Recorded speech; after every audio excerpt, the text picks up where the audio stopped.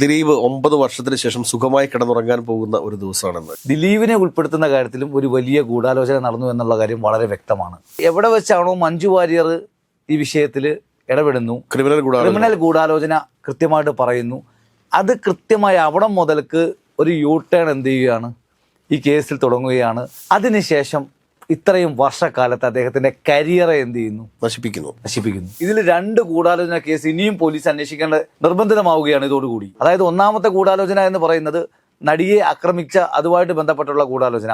രണ്ടാമത്തെ ഗൂഢാലോചന എന്ന് പറയുന്നത് ദിലീപിനെ ഈ കേസിലേക്ക് ഇൻവോൾവ് ചെയ്യിപ്പിക്കാനുള്ള ഗൂഢാലോചന. അത് ചെറുതായി കാണരുത്. ഇവിടെ സംഭവിച്ചത് എന്താണ്? ഇവിടെ കള്ളക്കഥ കെട്ടി ഒതുക്കിയാലൊന്നും എന്തില്ല, നിലനിൽക്കത്തില്ല. വിശ്വഹിലെ നമസ്കാരമുണ്ട്.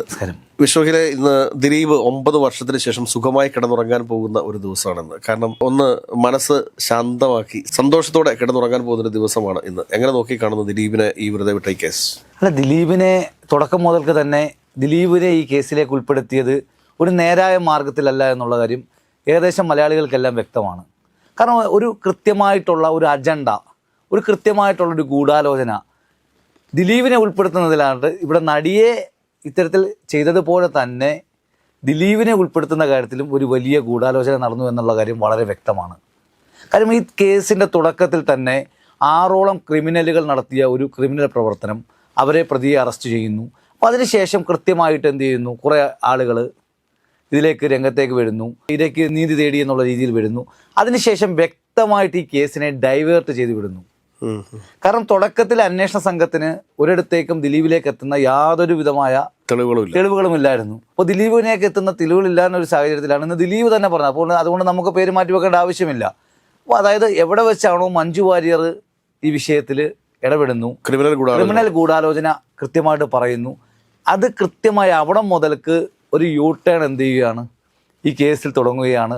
അതിനുശേഷം ഈ കേസ് എന്ത് ചെയ്യുന്നു, ദിലീപിലേക്ക് എത്തുന്നു, ദിലീപിനെ അറസ്റ്റ് ചെയ്യുന്നു, 84ഓളം ദിവസം എന്ത് ചെയ്യുന്നു, അദ്ദേഹത്തെ ജയിലിൽ അടയ്ക്കുന്നു. അതിനുശേഷം ഇത്രയും വർഷക്കാലത്ത് അദ്ദേഹത്തിന്റെ കരിയറെ എന്ത് ചെയ്യുന്നു, നശിപ്പിക്കുന്നു. അത് ഞാൻ ചോദിച്ചോട്ടെ. കാരണം എന്താ വെച്ചാൽ ഇപ്പോൾ ഇതിനകത്ത് ബി സന്ധ്യ IPSനെതിരെയൊക്കെ അതിശക്തമായ വിമർശനമാണ് ദിലീപ് നടത്തിയിട്ടുള്ളത്. ബി സന്ധ്യയെ ഉൾപ്പെടെയുള്ള IPS ഓഫീസർമാരും പിന്നെ കുറെ ക്രിമിനൽ പോലീസുകാരും ചേർന്നാണ് തനിക്കെതിരെ ഗൂഢാലോചന നടത്തിയതിന്റെ അടിസ്ഥാനത്തിലാണ് തനിക്ക് ഈ ഒരു ജയിൽവാസവും തന്റെ മേലെ ഇതേപോലുള്ളൊരു കുറ്റാരോപണവും ഒക്കെ ഉണ്ടായതെന്നാണ് പറയുന്നത്. ഇതിലെന്തെങ്കിലും അടിസ്ഥാനമുണ്ടോ? തീർച്ചയായിട്ടും ഉണ്ടല്ലോ. കാരണം ഇവിടെ ദിലീപിനെ കേസിലേക്ക് ഉൾപ്പെടുത്തുന്നു, ദിലീപിനെ റിമാൻഡ് ആക്കുന്നു, അതിനുശേഷം ദിലീപ് ജാമ്യത്തിലിറങ്ങുന്നു. അപ്പോൾ പ്രോസിക്യൂഷൻ അദ്ദേഹത്തിനെതിരെ തെളിവുകൾ ഒരു സമയത്തും കൊടുക്കാൻ കഴിയുന്നില്ല. വ്യക്തമായിട്ടുള്ള സാക്ഷിമൊഴികളില്ല, വ്യക്തമായിട്ടുള്ള തെളിവുകളില്ല. അപ്പോൾ തെളിവുകൾ ഫില്ല് ചെയ്യാതെ വരുമ്പോൾ എന്ത് ചെയ്യുന്നു, പുതിയ ആളുകളെ കൊണ്ടുവന്ന് എന്ത് ചെയ്യുന്നു, തെളിവുകൾ ഫില്ല് ചെയ്യാനുള്ള ശ്രമം നടത്തുന്നു. അങ്ങനെ വന്ന ആളാണ് ബാലേന്ദ്രകുമാർ. അപ്പോൾ തെളിവുകൾ ആകെപ്പാടെ എന്ത് ചെയ്യുന്നു, ബാലേന്ദ്രകുമാർ മാത്രമേ എന്ത് ചെയ്തിട്ടുള്ളൂ, ഈ ലോകത്ത് ഇവരെ 3 പേരെ ഒരുമിച്ച് കണ്ടിട്ടുള്ളൂ. വേറെ ആരും ലോകത്ത് കണ്ടിട്ടില്ല. അതായത് ഈ പറയുന്ന ക്രിമിനലുകളായിട്ടുള്ള പൾസർ സുനിയെയും അല്ലെ ദിലീപിനെയും എല്ലാ ആളുകളെയും ഒരുമിച്ച് കണ്ടിട്ടുള്ളത് ബാലേന്ദ്രകുമാർ മാത്രമാണ്. അപ്പോൾ ആ ബാലേന്ദ്രകുമാർ തുടക്കത്തിലൊക്കെ ബാലേന്ദ്രകുമാർ വേറെ എങ്ങും അദ്ദേഹം മരണപ്പെട്ടു പോയെങ്കിലും അദ്ദേഹത്തെക്കുറിച്ച് പരാമർശിക്കുന്നതിൽ ഖേദിക്കുന്നുണ്ട്. എങ്കിൽ പോലും ആ തുടക്ക സമയത്ത് അദ്ദേഹത്തിന് അത് പറയാമായിരുന്നു. പെൺകുട്ടി ഇത്തരത്തിൽ അതായത് ഒരു അതിജീവിത രൂപപ്പെട്ടപ്പോൾ അദ്ദേഹത്തിന് പറയാമായിരുന്നു. ദിലീപ് റിമാൻഡിലായ കാലഘട്ടത്തിൽ അദ്ദേഹത്തിന് പറയാമായിരുന്നു. അവിടെ ഒന്നും പറയാതെ ഒരു കൃത്യമായ സമയത്ത് അദ്ദേഹം എൻട്രിങ് ചെയ്യുന്നു. അതിനുശേഷം എന്ത് ചെയ്യുന്നു, മാധ്യമങ്ങൾ ചില മാധ്യമങ്ങൾ അതിനെ വല്ലാത്ത രീതിയിൽ ഇദ്ദേഹത്തെ അങ്ങ് ഫോക്കസ് ചെയ്തുകൊണ്ട് ഇവിടെ എന്തൊക്കെയോ വീണ്ടും അത് ഫിൽഫിൽ ചെയ്യാൻ വേണ്ടി ശ്രമിക്കും. എനിക്ക് തോന്നുന്നത് ചില മാധ്യമങ്ങൾക്ക് ദിലീപ് തന്നെ ആയിരിക്കണം, രാംലീലയുടെ ഡയലോഗ് ഉണ്ട്, ഞാൻ തന്നെ ആയിരിക്കണം പ്രതി എന്ന് ചിലർക്ക് ചില തീരുമാനം ഉള്ളതുപോലെ തോന്നുന്നു. തീർച്ചയായിട്ടും അതാണല്ലോ. അതിനുശേഷം ഉണ്ടായ കാര്യം നമുക്കറിയാം. അതിനുശേഷം ജഡ്ജിനെതിരായിട്ട് കോടതിക്കെതിരായിട്ടുള്ള ആക്ഷേപം ഉണ്ടാക്കുന്നു. അതിനുശേഷം ഇവിടെ ഒരു വിധി പോലും പ്രഖ്യാപിക്കാതെ എന്ത് ചെയ്യുന്നു, സുപ്രീം കോടതിയിലേക്ക് എന്ത് ചെയ്യുന്നു, വീണ്ടും ഹർജിയായിട്ട് പോകുന്നു. ഇവിടെ എല്ലാം ആദ്യം മുതൽക്ക് തന്നെ ഇതിൽ അതായത് ഈ കുറ്റകൃത്യത്തിൽ ഏർപ്പെട്ടവരെയോ അല്ലെങ്കിൽ ക്രിമിനലുകളെയോ ജയിലിലടയ്ക്കുന്നതിനോ അല്ലെങ്കിൽ അവർക്ക് നേരെ വിരൽ ചൂണ്ടുന്നതിനോ പകരം ദിലീപിലേക്ക് ഈ കേസ് എത്തിക്കുവാനുള്ള ഒരു വലിയ ഗൂഢാലോചന ഇതിലുണ്ടായിട്ടുണ്ട്. ഞാൻ പറയുന്നത് ഇതിൽ 2 ഗൂഢാലോചന കേസ് ഇനിയും പോലീസ് അന്വേഷിക്കേണ്ട നിർബന്ധിതമാവുകയാണ് ഇതോടുകൂടി. അതായത് ഒന്നാമത്തെ ഗൂഢാലോചന എന്ന് പറയുന്നത് നടിയെ ആക്രമിച്ച അതുമായിട്ട് ബന്ധപ്പെട്ടുള്ള ഗൂഢാലോചന. രണ്ടാമത്തെ ഗൂഢാലോചന എന്ന് പറയുന്നത് ദിലീപിനെ ഈ കേസിലേക്ക് ഇൻവോൾവ് ചെയ്യിപ്പിക്കാനുള്ള ഗൂഢാലോചന. അത് ചെറുതായി കാണരുത്. കാര്യം ദിലീപ് എന്ന് പറയുന്നത് മലയാള സിനിമ ഇൻഡസ്ട്രിയിൽ വലിയ രീതിയിൽ ഒരു ജനപ്രിയ നായകനുള്ള പരിവേഷമുള്ള ഒരു അനുഗ്രഹീതനായിട്ടുള്ള നടനായിരുന്നു. അദ്ദേഹത്തിന്റെ കരിയർ എന്ത് ചെയ്തു, 10 വർഷക്കാലം ഒരു സിനിമാ താരത്തെ സംബന്ധിച്ചിടത്തോളം മാറ്റി നിർത്തപ്പെടുക അല്ലെങ്കിൽ ബാക്ക് ഔട്ട് ആക്കുക എന്ന് പറഞ്ഞാൽ അദ്ദേഹത്തിന് തിരിച്ചു വരുന്നതിന് പോലും പറ്റാത്ത രീതിയിലേക്ക് എന്ത് ചെയ്തു അദ്ദേഹത്തിനെതിരായിട്ട് നടന്ന ഗൂഢാലോചന വളരെ ഉദാഹരണമാണ്. അതിന് ഒരു അന്വേഷണം ആവശ്യം തന്നെയാണ്. ഇരയ്ക്ക് വേണ്ടി വാദിച്ചിട്ടുള്ള വക്കീലിന്റെ ചില മണ്ടത്തരങ്ങൾ എന്നൊക്കെ പറഞ്ഞുകൊണ്ട് ശ്രീജിത്ത് പെരുമനോട് ഒരു ഫേസ്ബുക്ക് പോസ്റ്റൊക്കെ വന്നിട്ടുണ്ട്. അപ്പോൾ അഡ്വക്കേറ്റ് ശ്രീജിത്ത് പെരുമനോട് അതിനകത്ത് പറഞ്ഞിരിക്കുന്നത് വെച്ചാൽ ഹൈക്കോടതി നിയമിച്ച ജഡ്ജിനെ മാറ്റാൻ ഹൈക്കോടതി രജിസ്ട്രാർക്ക് പരാതി നൽകിയ അപൂർവതയും 8ാം പ്രതി കേസിലെ ഒരു ഏടാണ്. അത് മാത്രമല്ലല്ലോ, ഇദ്ദേഹത്തെ തന്നെ പ്രോസിക്യൂട്ടർ തന്നെ രണ്ടുപേര് മാറി. അതായത് പോലീസ് പറയുന്ന തിരക്കഥയ്ക്ക് അനുസരിച്ച് താളം ചവിട്ടാൻ കഴിയില്ല എന്നുള്ളത് കൊണ്ടായിരിക്കാം പ്രോസിക്യൂട്ടർമാർ മാറുന്നതും. അതേ ഇപ്പോൾ വന്ന പ്രോസിക്യൂട്ടറെ നമുക്കറിയാം, അന്ന് ഈ കാലഘട്ടത്തിലെല്ലാം തന്നെ പരസ്യമായി ചാനലിൽ വന്നിരുന്നുകൊണ്ട് ദിലീപിനെതിരെ മൈക്രോഫോൺ മുഴക്കിയ ആളാണ് പ്രോസിക്യൂട്ടറായിട്ട് പിന്നെ വന്നത്, മൂന്നാമത് വന്നത്. ഇവിടെ എല്ലാവരും പറയുന്നത് എന്താണ്, അതിൽ കേസ് അട്ടിമറിക്കുക. എന്ത് അട്ടിമറിക്കപ്പെട്ടു? ആദ്യ അവസാനം ഒരു അന്വേഷണ ഉദ്യോഗസ്ഥനായിരുന്നു. ആദ്യ അവസാനം എന്താണ്, ഇതിൽ എവിടെയാണ് അട്ടിമറിക്കപ്പെട്ടത്? അതായത് ഇരയ്ക്ക് വിശ്വാസമുള്ള പോലീസ് ഉദ്യോഗസ്ഥർ തന്നെയാണ് എന്ത് ചെയ്തിട്ടുള്ളത്, കേസ് അന്വേഷിച്ചത്. അതായത് ദിലീപിനെതിരായിട്ടുള്ളവർ തന്നെയാണ് കേസ് അന്വേഷിച്ചത്. തെളിവുകളില്ലാതെ നമ്മുടെ നാട്ടിൽ എന്തില്ല ഈ പരിപാടി ഒന്നും നടക്കില്ല. ഈ കേസ് അന്വേഷിച്ച ഡിവൈഎസ്പി ബൈജു പൗലോസ് ഒരിക്കൽ പറഞ്ഞിട്ടുണ്ട്. കാരണം എന്താ വെച്ച് കഴിഞ്ഞാൽ ഈ അന്വേഷിച്ച് ഞാൻ കണ്ടെത്തിയതൊക്കെ സത്യമായിരിക്കണമേ, അല്ലെങ്കിൽ എഴുതി വെച്ചിരിക്കുന്നതൊക്കെ സത്യമായിരിക്കണമേ എന്നൊരു തോന്നൽ അദ്ദേഹത്തിന്റെ മനസ്സിൽ ഉണ്ടായി എന്ന് ഒരിക്കൽ അദ്ദേഹം തന്നെ പറഞ്ഞിട്ടുണ്ട്. അദ്ദേഹത്തിന് ഞാൻ പറഞ്ഞില്ല, നമ്മളൊരു ഉദ്യോഗസ്ഥനെ പർട്ടിക്കുലർ ചെയ്യേണ്ട ആവശ്യമില്ല. എങ്കിൽ കൂടി തന്നെയും ഇതിൽ സംഭവിച്ചത് എന്താണ്, ഇവിടെ കൃത്യമായിട്ട് എന്ത് ചെയ്തു, ഒരു അതിജീവിതം ഉണ്ടായി അല്ലെങ്കിൽ ഇരയെ ആക്രമിക്കപ്പെട്ടു എന്നുള്ളത് റിയാലിറ്റിയാണ്. അത് ആരായാലും അതിന് പിന്നിൽ പ്രവർത്തിച്ചിട്ടുള്ളവർ ശിക്ഷ അനുഭവിക്കണം.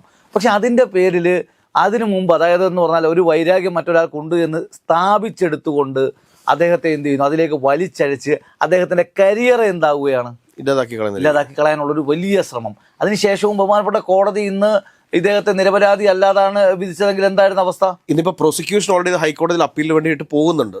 അതിന്റെ അവസ്ഥ എന്തായിരിക്കും? ഒരിക്കലും അതിലൊന്നും യാതൊരു, അതായത് എവിടെ ഇനി സുപ്രീം കോടതിയിൽ പോയാലും ഹൈക്കോടതിയിൽ പോയാലും അവിടെ ട്രയൽ നടന്നത് കൃത്യമായിട്ട് ഇത്രയും വർഷക്കാലം എടുത്ത് ഇഴ കീറിയാണല്ലോ ട്രയൽ നടന്നത്.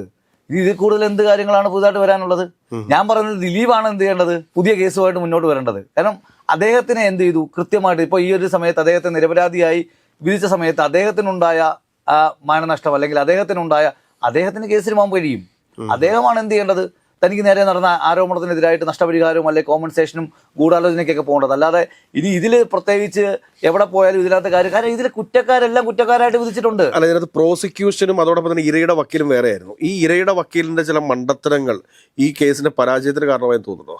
ഞാൻ അങ്ങനെ ഒരു വക്കീലിനെ എടുത്ത് പറയുന്നില്ല. സ്വാഭാവികമായിട്ടും ഒരു അഡ്വക്കേറ്റ് എന്ന് പറയുന്നത് സ്വാഭാവികമായിട്ടും അവർക്ക് ഈ പറയുന്ന കക്ഷിയുടെ താല്പര്യമാണ് കോടതിയിൽ ബോധിപ്പിക്കുന്നത്. അപ്പോൾ അത് അവരാണ് ആ കാര്യങ്ങൾ പറയുന്ന കാര്യങ്ങളായിരിക്കും ഏതൊരു അഡ്വക്കേറ്റ്സും എന്ത് ചെയ്യുന്നത്. ഇവിടെ സംഭവിച്ചത് എന്താണ്, ഇവിടെ കള്ളക്കഥ കെട്ടി ഒതുക്കിയാലൊന്നും എന്തില്ല, നിലനിൽക്കത്തില്ല. അത് തന്നെയാണ് ഇവിടെ സംഭവിച്ചിട്ടുള്ളത്. ഇവിടെ ദിലീപിനെ ഇതിൽ യാതൊരു തരത്തിലും കാര്യം തുടക്കം മുതൽ ഇവർ പറയുന്നത് എന്ത് കാരണങ്ങളാണ്, ദിലീപ് അന്നത്തെ ദിവസം ഫോൺ ഓഫാക്കി വെച്ചിരിക്കുമായിരുന്നു, അതെന്താണ്, അതൊക്കെയാണ് കാരണങ്ങൾ.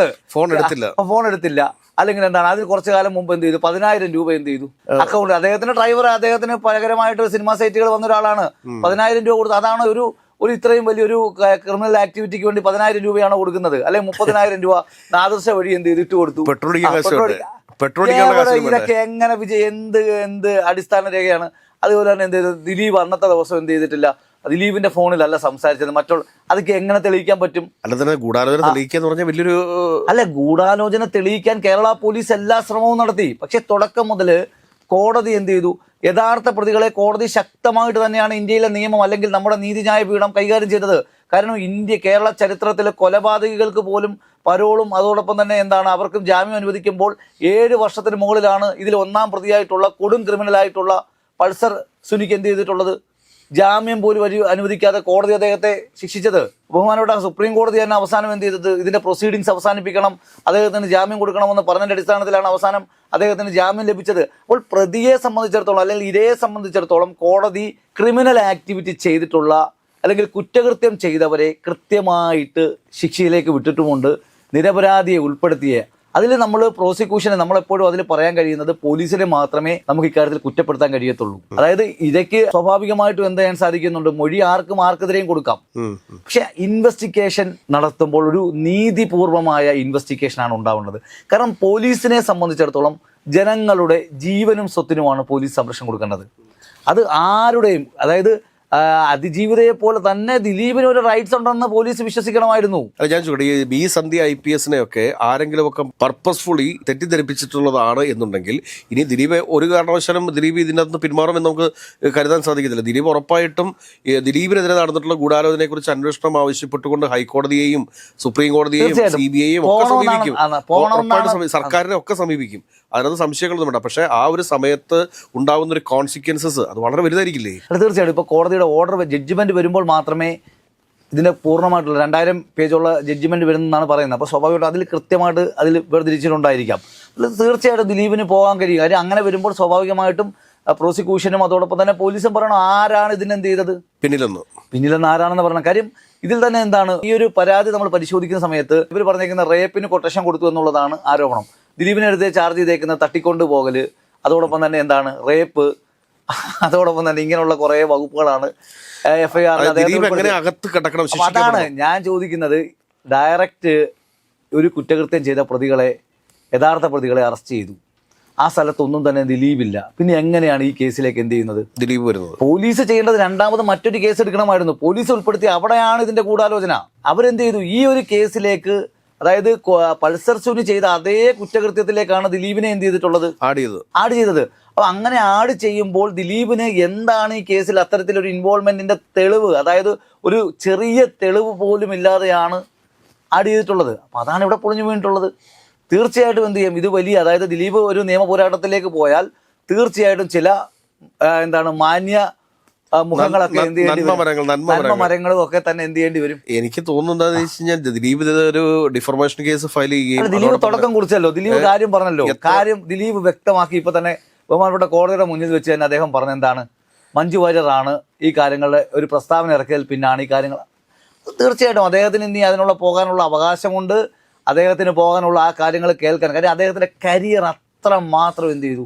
ഡിഫോർമേഷൻ പോയി കഴിഞ്ഞാൽ അദ്ദേഹത്തെ വേട്ടയാടിക്കൊണ്ടിരുന്ന മാധ്യമങ്ങളുണ്ട്, വ്യക്തികളുണ്ട്, സാമൂഹ്യ മാധ്യമ പ്രൊഫൈലുകളുണ്ട്. ഇതിനൊക്കെ എതിരെ വരുന്ന കേസുകളെ ഇവരെയൊക്കെ എങ്ങനെ അതിജീവിക്കും? വല്ലാത്ത കഷ്ടപ്പെടേണ്ടി വരും. കാര്യം ആ കേസുകളെ മാത്രമല്ല, ഒരു പൊതുസമൂഹത്തിന് മുന്നിൽ ഒരു ജനപ്രിയ നായകൻ, അതായത് എല്ലാവരും മലയാളികൾ ദിലീപിനെ എല്ലാവരും വളരെ ഇഷ്ടപ്പെടുന്ന ഒരു നായകനായിരുന്നു. അപ്പോൾ അങ്ങനെ ഒരാളെ ഇത്തരത്തിലൊരു മോശപ്പെട്ട ഒരു കേസിലേക്ക് ഉൾപ്പെടുത്തി അദ്ദേഹത്തെ 8 വർഷക്കാലം വേട്ടയാടി അദ്ദേഹത്തിൻ്റെ എല്ലാ കരിയറിനെ എന്ത് ചെയ്ത് നശിപ്പിച്ചു. അദ്ദേഹത്തിന് ഇന്ന് ദിലീപ് എന്ന് പറഞ്ഞാൽ അദ്ദേഹത്തെ എല്ലാ ഔദ്യോഗിക സ്ഥാനങ്ങളിൽ നിന്നും മാറ്റി നിർത്തപ്പെട്ട്, എല്ലാ സ്ഥാനങ്ങളിൽ നിന്നും അദ്ദേഹത്തെ ഒരു നികൃഷ്ടനായി മാറ്റി നിർത്തിപ്പെട്ട് അദ്ദേഹത്തെ എന്ത് ചെയ്തു, എല്ലായിടത്തും പടിയടച്ച് പിണ്ടം വെച്ച ശേഷം അദ്ദേഹം ഇന്ന് ആരോപിതനല്ല, അദ്ദേഹം നിരപരാധിയാണെന്ന് ആ വിചാരണ കോടതി തന്നെ പറയുകയും അദ്ദേഹം പുറത്തു വരികയും ചെയ്യുമ്പോൾ അദ്ദേഹത്തിനെതിരെ അപ്പോൾ ജനങ്ങൾ എങ്ങനെ കാണും? അദ്ദേഹത്തെ ഇത്രയും കാലം വേട്ടയാടിയ ആളുകളെ ജനങ്ങളുടെ കോടതിയിൽ അവർക്ക് എങ്ങനെ ജയിക്കാൻ കഴിയും? ഇവരുടെയൊക്കെ വിശ്വാസ്യതയല്ലേ ചോദ്യം ചെയ്യപ്പെടുന്നത്. ഇവരുടെയൊക്കെ വിശ്വാസ്യതയും അതോടൊപ്പം ഇവരൊക്കെ നടത്തിയ പ്രചരണങ്ങൾ എന്താണ്, കൃത്യമായ ഗൂഢാലോചനയിലാണ്, കൃത്യമായി പണം വാങ്ങി ചെയ്തതാണ്, അല്ലെങ്കിൽ അവരുടെയൊക്കെ ഇന്റൻഷൻ വേറെയാണ് എന്നുള്ള കാര്യം ഇതിൽ കൂടുതൽ എന്താണ് പ്രൂവ് ചെയ്യേണ്ടത്? ഒരു മാധ്യമമായാലും, അല്ലെങ്കിൽ ഒരു പോലീസായാലും, അല്ലെങ്കിൽ ഒരു പോലീസിംഗ് സംവിധാനമായാലും, അതല്ലെങ്കിൽ എന്താണ് ഈ പറയുന്ന അതിജീവിതകൾക്ക് വേണ്ടി പോരാടുന്ന നന്മ മരങ്ങളായാലും, ഇവരുടെയൊക്കെ യഥാർത്ഥ ക്രെഡിബിലിറ്റി തീരുമാനിക്കുന്നത് ജനങ്ങളാണ്. അപ്പോൾ ജനകീയ കോടതിയിൽ ഉൾപ്പെടെ അവരെന്ത് ചെയ്യേണ്ടി വരും, മറുപടി പറയേണ്ടി വരും. ജനങ്ങളൊക്കെ ഇവരെയൊക്കെ എന്ത് ചെയ്യും, നാളുകളിൽ എന്ത്, ഇവരുടെയൊക്കെ വിശ്വാസ്യത നഷ്ടപ്പെട്ടു. അവരെയൊക്കെ വലിയ തെളിവുകളായിട്ട് കൊണ്ടുവന്ന കാര്യങ്ങളൊക്കെ തന്നെ എന്ത് ചെയ്തു, അവർ തന്നെ എന്താണ് അവിടെ ഈ പറഞ്ഞ സാക്ഷികളെ തീരുമാനിക്കുക എല്ലാ കാര്യങ്ങളിലും എന്ത് ചെയ്തു, അടിമുടി പരാജയപ്പെട്ടു. അതുകൊണ്ട് പോലീസിനെ കൊണ്ട് തന്നെ എന്ത് ചെയ്യുന്നു, കാവ്യമാധവനെ കൊണ്ട് തന്നെ എന്ത് ചെയ്തു, ദിലീപിനെതിരെ സാക്ഷി പറയാൻ ശ്രമിച്ചു. എന്തൊക്കെ തരത്തിലുള്ള ശ്രമങ്ങൾ നടന്നു. അപ്പോൾ ഇതിലൊക്കെ തന്നെ എന്ത് ചെയ്യുന്നു, ഗൂഢാലോചന പുറത്തു വരണം. ഇനി യഥാർത്ഥത്തിൽ ഞാൻ പറഞ്ഞല്ലോ, ഇനി ഒരു കേസ് കൂടെ എന്ത് ചെയ്യണം ഇതിൽ. ഇപ്പോൾ അതിജീവിതയെ പോലെ തന്നെ ഒരു ദിലീപും മറ്റൊരു അതിജീവിതനാണെന്നാണ് നമുക്ക് തോന്നുന്നത്. അദ്ദേഹത്തിന്റെയും അവകാശമല്ലേ നഷ്ടപ്പെട്ടത്? തീർച്ചയായിട്ടും. അപ്പൊ അങ്ങനെ ഒരു കാര്യം മുന്നോട്ട് വന്നു കഴിഞ്ഞാൽ സ്വാഭാവികമായിട്ടും കുറെ കാര്യങ്ങൾ ഉണ്ടാവും.